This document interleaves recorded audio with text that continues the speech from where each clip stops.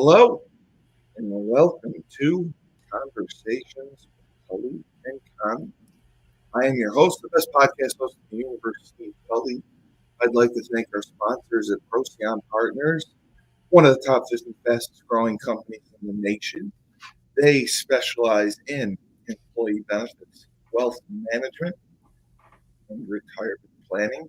President Sean Rabinowitz is a proud supporter of our podcast network. Green Street Trust International is owned and operated by Renell Jump. They specialize in tax plans for businesses large and small. They will save you money or get you a big fat return on your taxes. To schedule your free strategic tax planning session today, go to www.greenstreettrust.com. Pete Finch and the Finch Law Firm is located in Bridgeport, Connecticut. If you suffered any type of personal injury, a slip and fall, a car accident, your mother-in-law decided to run you over with your car, your wife got angry and decided to stab you one night, the Finch firm is for you. Pete has won legal battles all across the state of Connecticut, and he will go to war to get every dollar you deserve in compensation. You just have to remember, in a pinch, call Finch. Dynamic Human Performance is owned and operated by UConn legendary running back Andre Dixon. Trains boys and girls of all ages, of all sports. He has a boot camp program, 7 days a week, 6 a.m. If you want to get in shape, go to Andre. He has an athletic development program where he takes boys and girls from the ground up, trains them in the sport of their choice, and helps them reach potential, become the best they can possibly be. Andre has sent boys and girls to college on scholarship for all different types of sports. We have James Whitfield of Luther James Insurance. For the last 3 years, James has dedicated himself to the art of financial services. He specializes in insurance policies. He will put you in the right policy to make you a lot of money, and especially retirement planning. He understands the stresses that come with retirement. How much am I going to need? For how long? Do we have enough? Because fear of the unknown is real. To schedule your free consultation with James, go to www.lutherjamesinsurance.com. Now for the lady of the hour, UConn Legend, and now head coach of Western Connecticut State University basketball. And it's crazy that it's just around the corner that the season's going to be starting. Maria Conlin. Morning, friend. How you doing? Wow, you look very pretty this morning. Your hair looks nice. Thank you. Yeah. I'm not feeling pretty. I am exhausted this week, but it is Thursday, so that's a good thing. Well, do you get time off for isn't it the Rosh Hashanah or something? Yeah, I'm not Jewish, so I don't get that. Oh, right. Okay, you got to be Jewish to get that. Yeah. Okay. Yeah. I didn't know. I didn't know how that worked. That's too bad. Yeah. Well, so the proverbial elephant in the room started. Well, I guess it was a few nights ago, where during the playoff game between the Sun and the Lynx, Nafisa Collier had some contact, I believe, with Alyssa Thomas, and there was not a foul called. And since then, they've been burning everything to the ground. She blasted, as the term was used, WNBA leadership in, I guess, one of her exit interviews, and basically accused league commissioner Kathy Engelbert of being negligent in her governance. And this has been an issue that we have discussed all season because it's been something the players have been bringing up, it seems, on a consistent basis, and it's about the officiating. They're never going to get it right. And since I started watching more and more, I mean, they try to review stuff, they try to get the call right. I don't know if it's the system. I don't know if it's how they're being trained. I don't know if there's anything wrong to begin with, if the girls are just being, not happy with the results, if they're not getting the calls that they feel they deserve. Is this just one minor issue, or do you see it as a larger issue? Just we'll take it from the officiating standpoint. Yeah, I mean, I think you got to go back before you go forward to what happened, obviously, yesterday. But, there's been a lot of dramatics and conversations all year about the quality and the consistency of the officiating in the WNBA. The refs not protecting players, etc. So, I think from that standpoint, it's really been a hot topic this year more than any other year. Has been the physicality of the play and the refs. There's been numerous games this year where the refs have really Let it dropped the go. ball, and as a ref, you don't want to change the outcome of a game, right? Like you want the players to decide it, but it is your job as an official to, not let the game get out of hand from a physicality standpoint. And I think, in a lot of the different games that I've watched, that's been a really consistent problem all year. So I do think that, number one, leadership definitely has to do something, whether it's training the officials a little bit better, or having a little tighter grip on which officials get to referee the big games. At the college level and even at the high school level in Connecticut, the coaches, as you get into postseason, the coaches are given the opportunity to rank and give feedback. Like I get an email every game, Yep. to give me feedback on the refs that we had. So I don't know if they do that in the WNBA. If they don't, I think they should implement that, because I think what you'll see if you do that, and if they're doing it and the correct refs aren't being assigned to the games, that's an even bigger issue. Yeah. But from our standpoint, it's a good way to evaluate the officials you just had, especially if it's fresh in your mind. I'm usually very conservative with my ratings because, again, if it's You've always been, yeah. no game is going to have perfect calls, right? No. And you can't be running to the monitor to review. I hate that. Like I hate that. It just makes the game so unenjoyable when it's constantly stopping like that. But I think there is something to be said for doing an evaluation afterwards. And by doing that for the full season, you should, going into the postseason, have a pretty decent grasp on who the coaches feel are the better officials versus not, right? And it doesn't seem, based off of Cheryl Reeves's comments, it doesn't seem like she felt that the refs that were assigned should have been assigned. So again, Correct. if it's not something that they're implementing, they really should. I don't know the answer to that. And if they are, and you're just not listening to the feedback, that's an even bigger problem.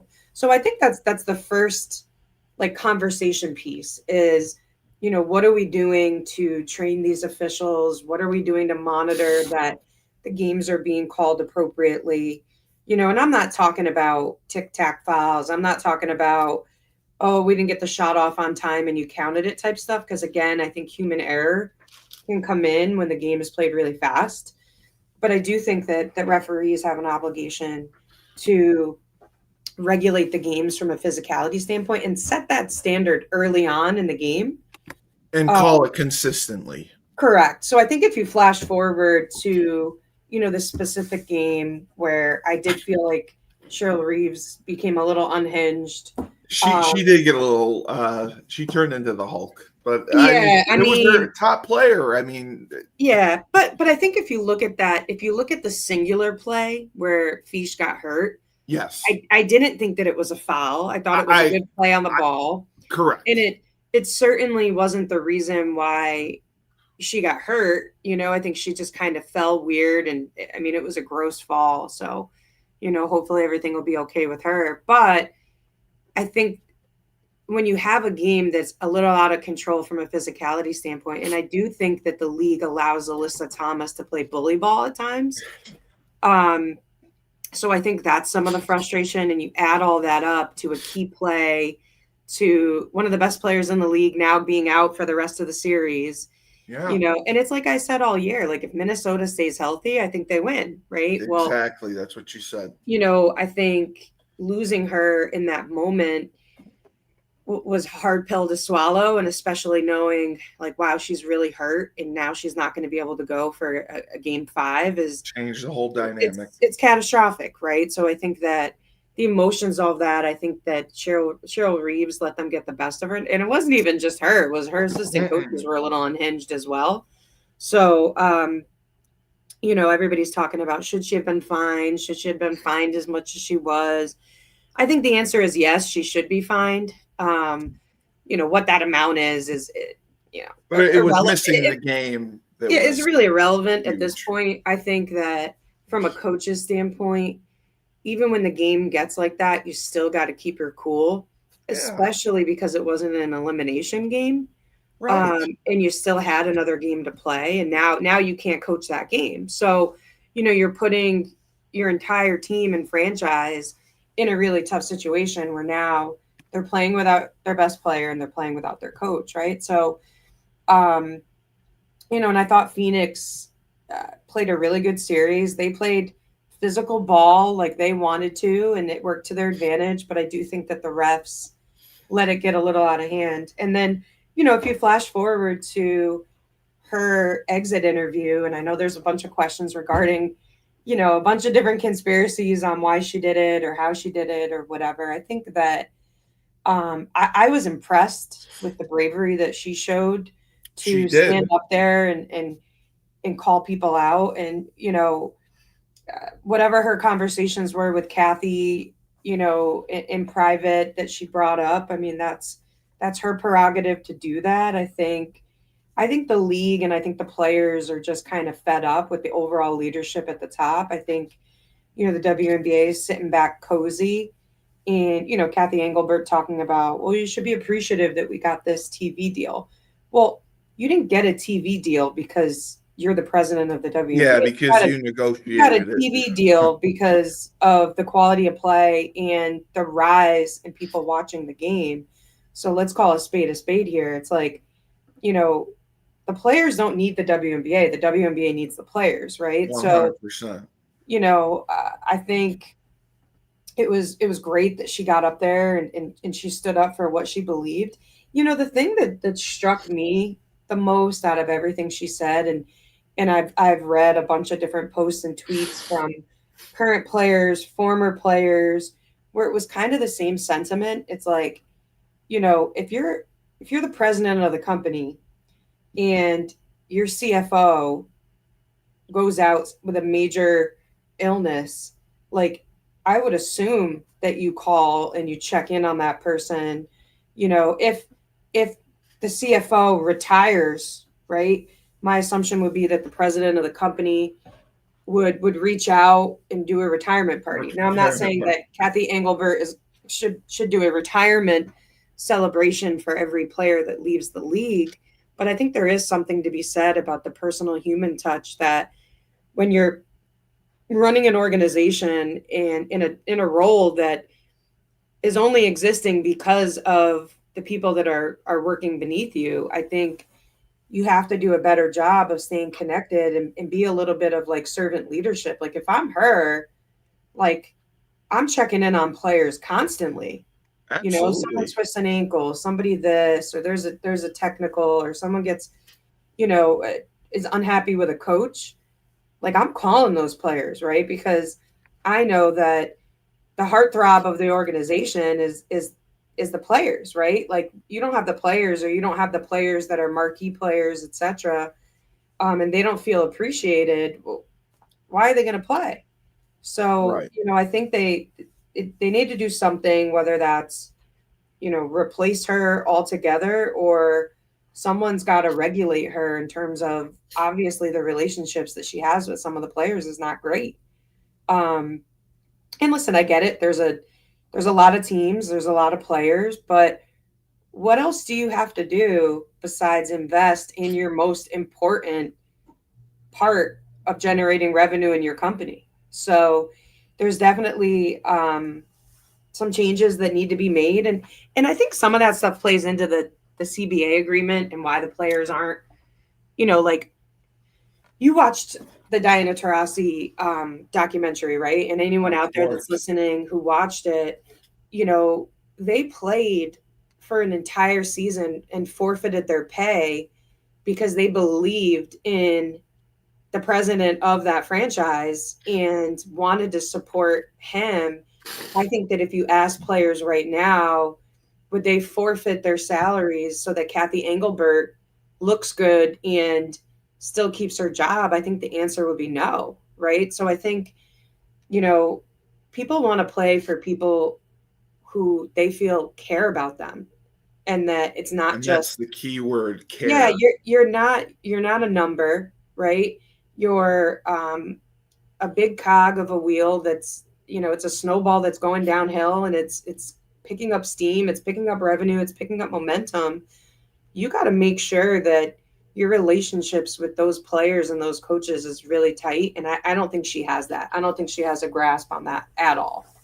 No, no. And I don't think she fully appreciates what has happened over the last, I know they've built the league over 20 plus years, but, the last several years have seen the highest ratings, highest attendance that they've ever had, and they're still getting the bottom of the barrel as far as the split between the league and the players association.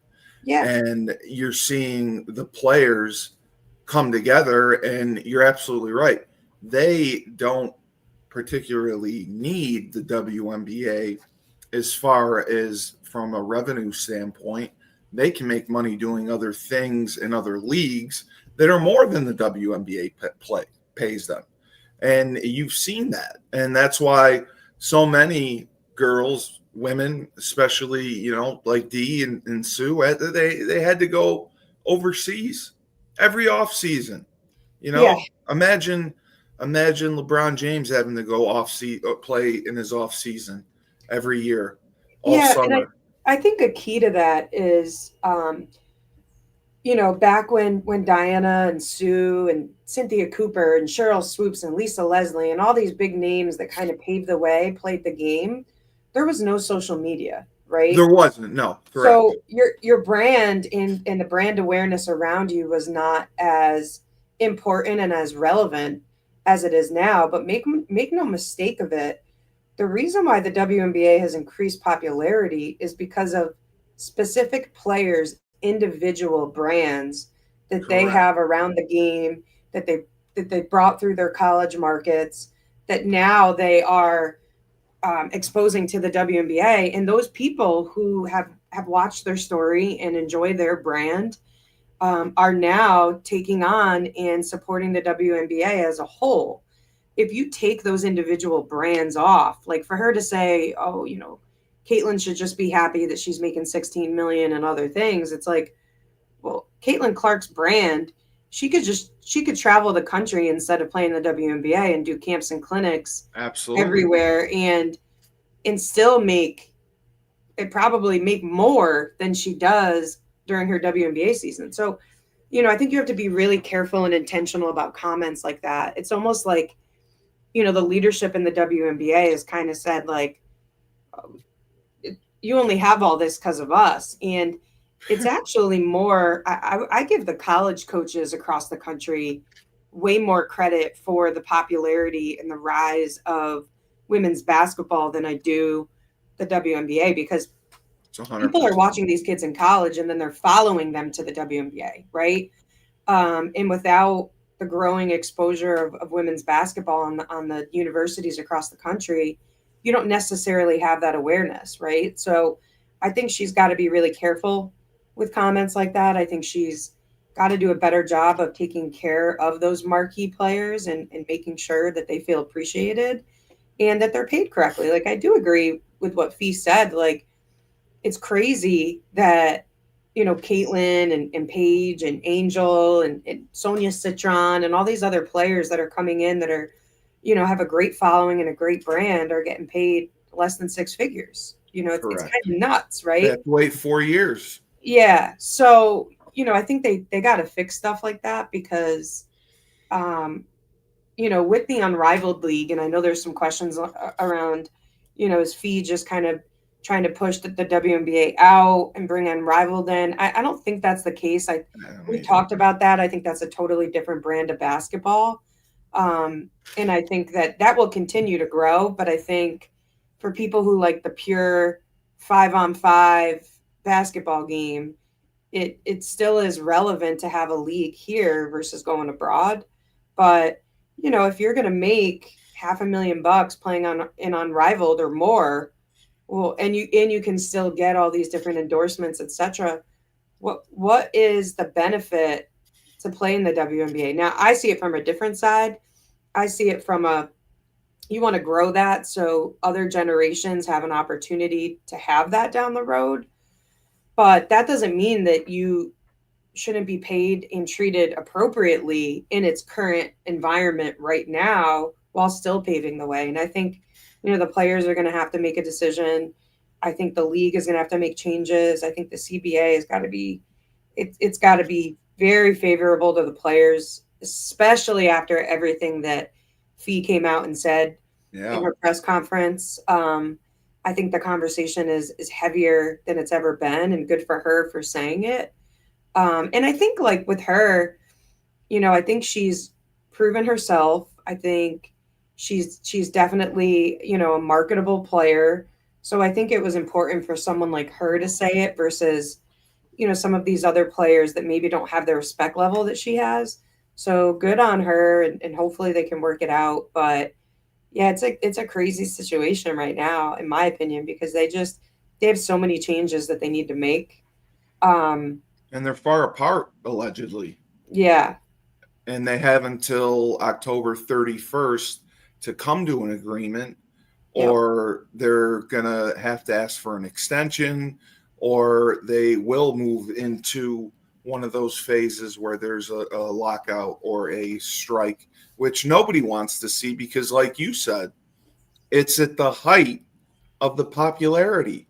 The last thing they need is a work stoppage right now, because we've seen the effect that it's had on other leagues that have had work stoppages and then come back, especially after an extended period.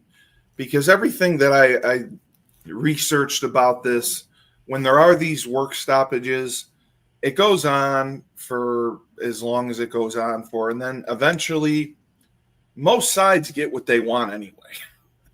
So instead of delaying the inevitable, why don't they do the mediation or sit down as a group and hammer it out instead of pushing it off, waiting until March, where I think if there is some sort of lockout or strike that is announced on October 31st, the Unrivaled is probably going to go through the roof. And I think it's amazing, in my opinion, that Unrivaled, which is owned by a majority of the players, I know they have investors, but the players pretty much run it. They were able to raise capital. They were able to get a favorable television deal. They were able to pay players more. And I know it's a smaller roster, but they went out and did it. themselves because they were sick and tired probably of having to go overseas and putting themselves in certain situations. And it wasn't conducive to their lives and their development. And I do think certain things are important. The salary is completely not fair. The rookie contracts, I know based on other leagues, yeah, they lock them in for 4 years, but the salary structure is not close to being fair. And I think that they're forced to accept this. And for her to say, Caitlin Clark should kiss the ground that we walk on because she gets 16 million in endorsements. That's her, like you said, that's her brand, that's her popularity. That's people from Iowa following her and her journey to the WNBA. And Yep. Diana and Sue and all the other ones who played overseas, man, they hustled. They worked their tails off to build this league and leave it in a better position for the generations ahead of them. And that's exactly what they did.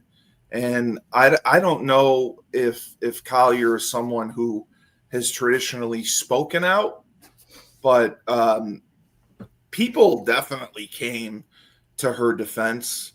People definitely came to support her, and I think she comes off as someone very well respected. And I think that they've had several negotiations over the summer that just haven't gone anywhere, and it's disappointing to see.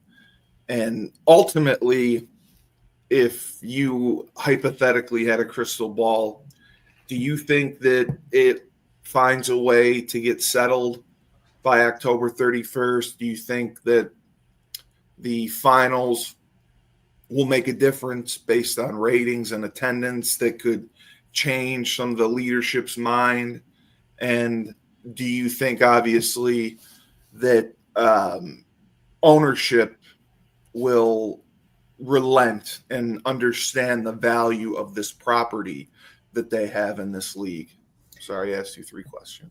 Um, I think based off of what I've heard this week, I think it's a long shot that they come to an agreement by Yeah. October 31st. But with that said, I think that, if I'm different owners across the league and I heard Collier's press conference, maybe I push to make an agreement Yeah, by the because it's 31st only because, they'll get more. Yeah. yeah, I mean, I just think that you're it's now been long enough, and now that this has happened and Kathy Engelbert has been pretty much thrown right underneath the bus is backing up twice over her and then running over her again. um, I think that the urgency to push for an agreement is probably at an all-time high.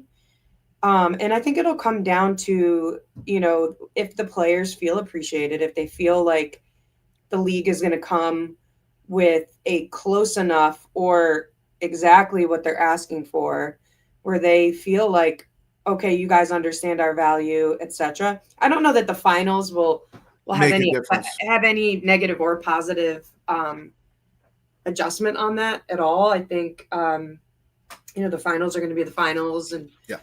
the people are going to watch, and it's going to be what it's going to be. But yeah, I don't think that will play into it, but I do think that everything that was said yesterday, I think the feedback from other players in the league after what was said, I think pushed that mark a little bit closer. But I don't think the finals will play into that at all. It definitely drew a line in the sand. Yep. Now, you did state from the start one of the teams that people would not want to face was Phoenix, Mm-hmm. and Phoenix has proven that to be true. What do you anticipate for the finals as it begins shortly? Yeah, I mean, I think it's going to be a close finals. I think it's a tough matchup for Las Vegas. I think Las Vegas is a Right. tough matchup for For Phoenix, I think Las Vegas can play through the physicality better than Minnesota could. Um, I think if there was any way that the Fever could have stolen that last game, I Mm. think I would have taken Phoenix in the finals because I just don't know that um, Indiana could have, with all the players that they have missing and that are hurt. I just don't know that they could have played through the physicality of Phoenix. I'll be interested to see how the officiating is for this finals after everything that has been said in terms of what they're going to allow and what what standard they're going to set early on in terms of how physical they're going to let Alyssa Thomas be and some of the other players on Phoenix. Because Phoenix is a physical team, Very, and I from what think I saw. like and I said this early on. I felt like the Dewana Bonner trade Yes, you was, did. was so big for Phoenix. Um, you got a couple of people now that are used to playing with each other. They know each other. You got people on the team that have won championships and know what it takes. Um, Phoenix it's a great market. They love the Mercury out They there, so do. it's going to be loud at all the games. So I think it's going to be a showdown. I mean, I think it's going to be really exciting because I think in a lot of ways they have very similar styles. Phenomenal post play. I think they have, some guards that can do some stuff on the outside, and you have two teams that are playing really, really well. Very, In the they're back hot half right of the now. year, I think, outside of Minnesota, I really felt like Phoenix and Las Vegas had the best second half of the season than anybody, you know, and that's Yeah, not to take anything away from Indiana because I think that they did a phenomenal job with, they you made a know, run. Yeah, going through a lot of adversity. But I feel like, going into the playoffs, I think, Phoenix and Las Vegas were the two teams that really got hot and that are just playing really, really good basketball. So, if I had a crystal ball and I had to, like, gun to my head, choose, I would go to Las Vegas because I think they have a lot of players that know how to win. They've been there. They have a coach that knows how to win. The Phoenix coach is a little bit newer. He hasn't won a championship yet, so I would give the nod to them just from a veteran standpoint. Again, so long as both teams stay healthy, I could totally see this going to 7 games. and you've been pretty steady with Las Vegas throughout the year as Yep. well. Um, I did want to ask, and Nafisha Collier ended up like I was surprised to hear this. She tore ligaments during this collision. Yep. So was the collision more from physical defense and just that being allowed and consistent throughout the playoffs, or do you think it was more incidental, I, like I think they that tried to spin it? specific play was very incidental. Like I watched Mhm. it a bunch. I thought Alyssa Thomas made a great play on the ball. To relate it to football, like she sniffed out exactly, it's like someone who's blitzing who sniffs out exactly what the quarterback is going to do and just sacks them. That's kind of what the play was. She sniffed that coming in from out of bounds. She knew that they were going to go, dribble handoff with Collier up top so she can, turn the corner and get downhill, and she sniffed it out and made a play on the ball. And I thought the play on the ball was clean. um I mean, hitting Alyssa Thomas is like hitting a freight train regardless, but I think the way Fee took the corner, and her ankle. I mean, when I saw that, I was just like, I didn't think she necessarily fractured a bone, which is what Cheryl Reeves was implying early on. But I thought that there was no way that she didn't do some serious damage. I mean, her Yeah, foot was all the way turned over with all her weight on it. So, I think it could have been worse, but it obviously could have been better. I mean, right. tearing ligaments versus breaking bones, some Yeah, in one it's half a dozen in the other. yeah. When you tear ligaments and they have to take time to heal, and you got to hope that they heal, all the way back. I've torn ligaments in my ankle. It's not pretty, and it's not an easy road. So I think No, she's had because an it's uphill you're battle, but at least it wasn't a complete fracture of the ankle. Because then you're worried about bones, freezing back together appropriately, etc. But I didn't think it was a malicious play. I thought the game in general was very physical, I did too. Yeah. but I did not think that that play in specific was outside of the realm of a normal basketball play. I just think that Alyssa Thomas sniffed it out. It She caught got to the Collier by spot. surprise, and Right.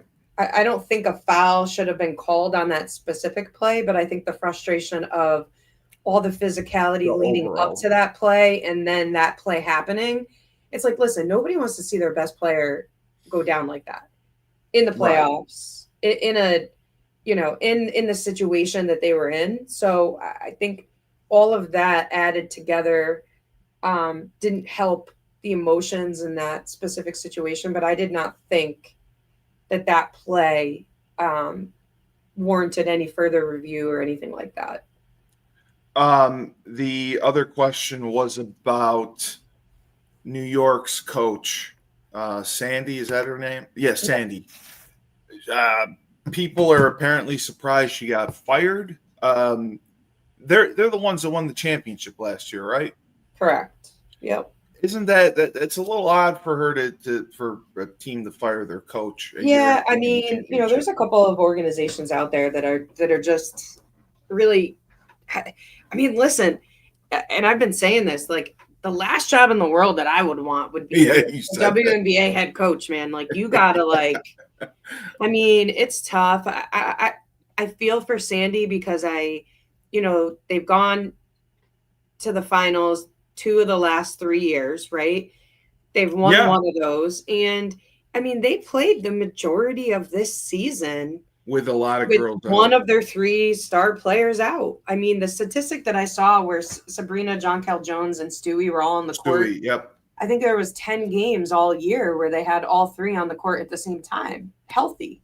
So I think from that perspective, it was a tough pill to swallow. I don't think that it warranted her being let go.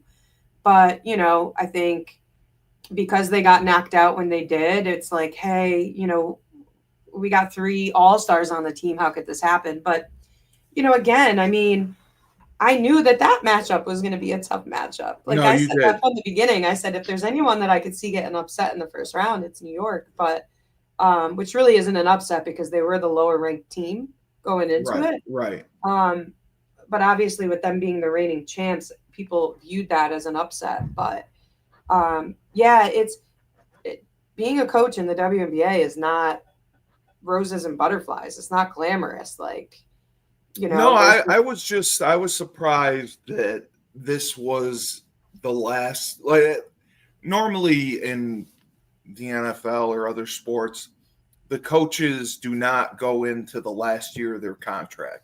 They usually get an extension for a year or 2 years, depending on the situation. yep, I mean, she coached the last year of her contract, yep, and it was just announced that they're not renewing it. So yep. that's kind of what was surprising to me. But would you say that's typical of the WNBA? They let them coach out their contract before I they'll mean, it's been negotiate. it's been typical the last couple of years. It's also been Yeah, typical, like, to not even let them coach their last contract. Like, right. hey, that's it. You had 1 year, you had one shot, boom. So I think, and it's hard too because it is a short season. Yeah, Um, yeah. It's so 30. you are kind of at the mercy of if you have a couple injuries, you get a lower seed, etc. But yeah, I was surprised by that because I think Sandy's a good coach. I think, she's won championships, so she's proven as a head coach. You would think that you kind of get the benefit of the doubt. I mean, her players like her. Her players were shocked that, she was let go. So I think that says a lot too. Sometimes you could tell, you know, um, with players like I wouldn't be surprised if the Dallas coach doesn't say. I wouldn't be surprised if the Chicago coach doesn't say. Like, there's some that you can kind of see because you can see the players that are not like 100% engaged with the leadership from their coaching staff. But I didn't feel that way with New York. No. So yeah, I thought that was surprising for sure. I mean, I think she'll get picked up by another franchise, but yeah, it'll be interesting to see what moves New York makes in the off season. And your girls are all settled on campus, and you've been able to Yeah, start workouts with we them. had our first practice Monday. We First get eight practice. before Wow. our official day. It was great. We had great energy. The young guys coming in and the newbies were great. So I'm excited. Okay. Well, thank you for your top-notch analysis. A lot of people wanted your opinion on this, but I definitely agree with you. I think that it's going to get worse before it gets better. There is a divide, and I'm happy to see the players sticking up for themselves. There's not a divide there.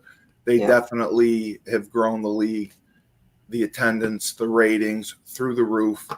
I don't know signing with the USA Network was necessarily great, but they got some good money out of that. But I hope that they use streaming services or other ways to find more revenue streams so they can pay the women more, because 19% of the overall revenue is the lowest split of any professional league out there. That's the only thing that blew my mind about it.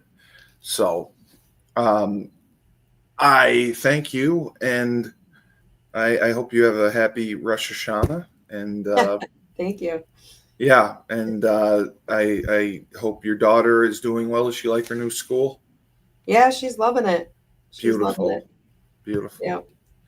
All right. Well, I know you have a lot going on, so thank you for your time. Maria Conlin, UConn Legend, Western Connecticut State University head coach. I'm Steve Cully, the best podcast host in the universe. Remember, when life gives you lemons, don't make lemonade. Take 2 oranges, throw them right back at life.